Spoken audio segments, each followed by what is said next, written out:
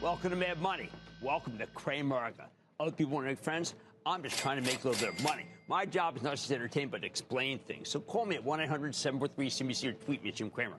Sometimes, out of nowhere, you just get hit by a tech lightning bolt. And that's how I felt about ChatGPT a little more than 3 years ago. What was this amazing creature? How did it write a haiku about a friend? How did it allow me to do a Mad Money-style interview with Gandhi?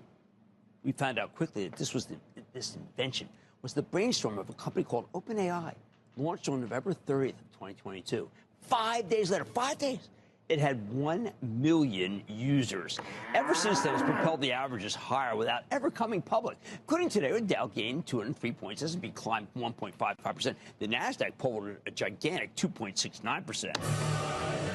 Last week, we had another moment, this time from Google, which unleashed a new version of its own Gemini generative AI platform, a third version, and it was immediately hailed by many, including a perfect declaration from Mark Benioff, the CEO of Salesforce, who went on X, formerly Twitter, and posted this: "Holy ass, I've used ChatGPT every day for 3 years," he tweeted.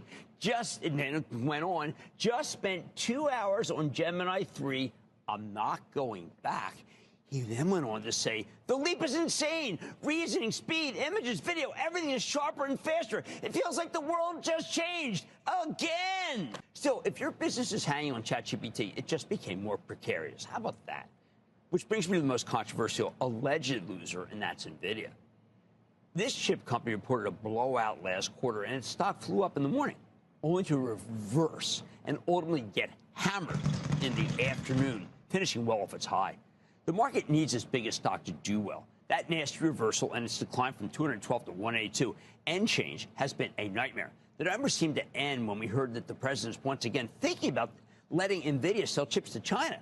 Right now, the company is not including any numbers from China in its projections. So anything that allows the company to sell in China would be huge. And that, I think, is why the stock leapt from 176 at its lows today to 182 and change. It closed up $3.67. Now, every member of the Magnificent Seven did rally. Amazon moved up 2.5%. That was a report from J.P. Morgan that did it. That report said that its retail business has never been stronger. You know, it's been a while since Amazon was valued for its retail business. For years now, it seems like the Wall Street only cares about the Amazon Web Services, which is very important and I believe is doing quite well, although I keep hearing that it isn't growing fast enough. I think the doubters are wrong. It's going just fine.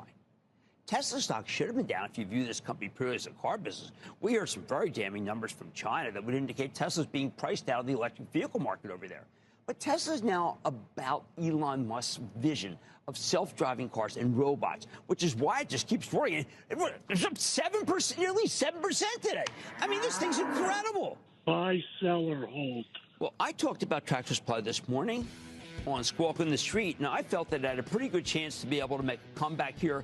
I know it's down a lot. I'm going to say you want to buy that one. Right? Look, we have to recognize that Gemini is the biggest threat to ChatGPT that we've seen so far, and ChatGPT better have something up its sleeve to counter. Otherwise, this problem becomes really existential. On Mad Money tonight, due to the government shutdown, there's been a dearth of economic data, and with the release of new numbers coming tomorrow, I'm setting you up for what you could expect. Then Travis Kelce and Janet Parters are pushing for change at Six Flags. I'm sharing if I think it can be the catalyst that the stock needs, because it's been a loser. And close viewers know we love the off-price retailers, but what about the REIT that houses them?